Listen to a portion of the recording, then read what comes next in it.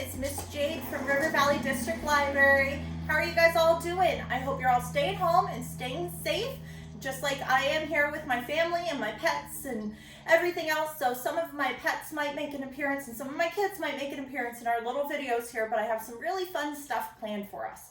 Today I have a story I'm going to read, and then we have a craft to do along with it in the next video. So I hope you'll stay tuned with us here, and we've got some fun activities for you to do from home. So right now we're going to be reading Yertle the Turtle by Dr. Seuss, one of our favorites, who actually just had a birthday at the beginning of March. So happy belated birthday, Dr. Seuss.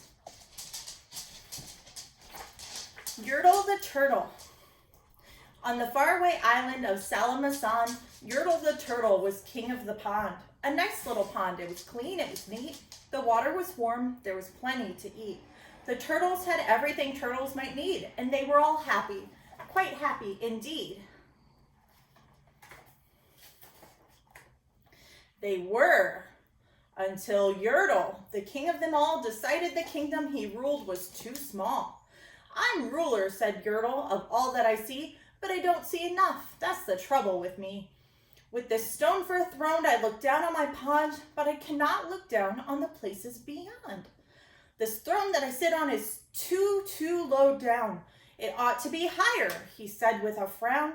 "If I could sit high, how much greater I'd be. What a king! I'd be ruler of all that I see." So Yertle, the Turtle King, lifted his hand, and Yertle, the Turtle King, gave a command. He ordered 9 turtles to swim to his stone, and using these turtles, he built a new throne. He made each turtle stand on one another's back. He piled them all up in a 9-turtle stack. And then Yertle climbed up. He sat down on the pile. What a wonderful view. He could see most a mile.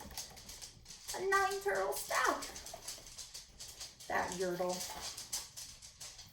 "All mine," Yertle cried. "Oh, the things I now rule. I'm king of a cow and I'm king of a mule. I'm king of a house, and what's more beyond that, I'm king of a blueberry bush and a cat. I'm Yertle the Turtle, oh marvelous me, for I am ruler of all that I see." He sees all kinds of stuff out there. And all through that morning, he sat there up high, saying over and over, "A great king am I," until long about noon. Then he heard a faint sigh. "What's that?" snapped the king, and he looked down the stack, and he saw at the bottom a turtle named Mac, just part of his throne, and this plain little turtle looked up and he said, "Beg your pardon, King Yertle. I've pains in my back and my shoulders and knees. How long must we stand here, your majesty, please?" "Silence!" the king of the turtles barked back. "I'm king, and you're only a turtle named Mac. You stay in your place while I sit here and rule. I'm king of a cow and I'm king of a mule. I'm king of a house and a bush and a cat. But that isn't all. I'll do better than that. My throne shall be higher," his royal voice thundered. "So pile up more turtles. I want about 200.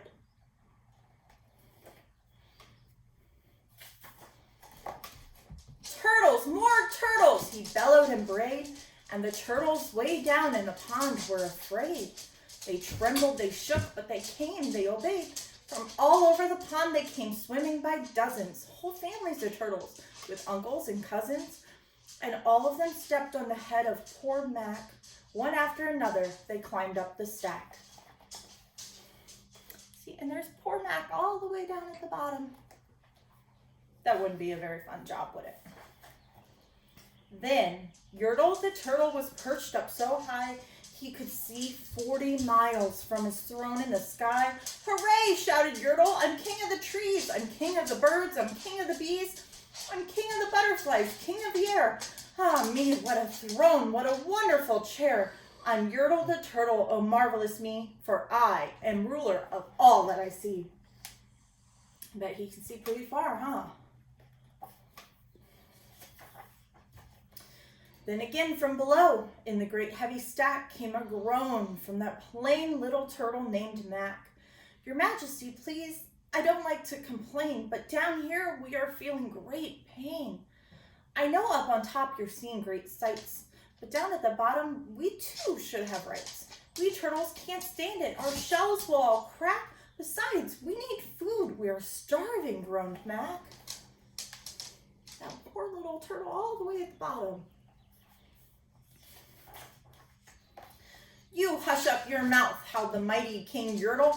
You've no right to talk to the world's highest turtle. I rule from the clouds, over land, over sea. There's nothing, no nothing that's higher than me. Doesn't look like a friendly king, does he? But while he was shouting, he saw with surprise that the moon of the evening was starting to rise up over his head in the darkening skies. What's that? Snorted Yertle. Say, what is that thing that dares to be higher than Yertle the king? I shall not allow it. I'll go higher still. I'll build my throne higher. I can and I will.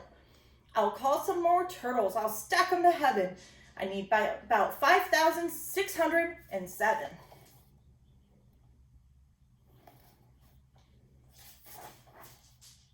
But as Yertle the Turtle King lifted his hand and started to order and give the command, that plain little turtle below in the stack, that plain little turtle whose name was just Mac, decided he'd taken enough, and he had.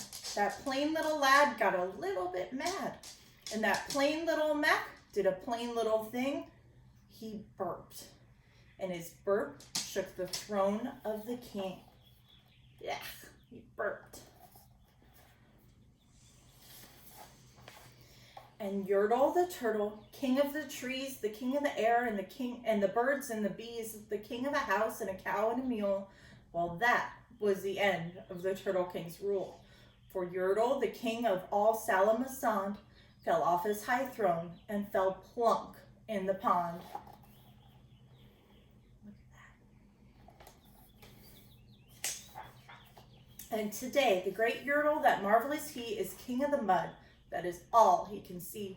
And the turtles, of course, all the turtles are free, as turtles in maybe all creatures should be.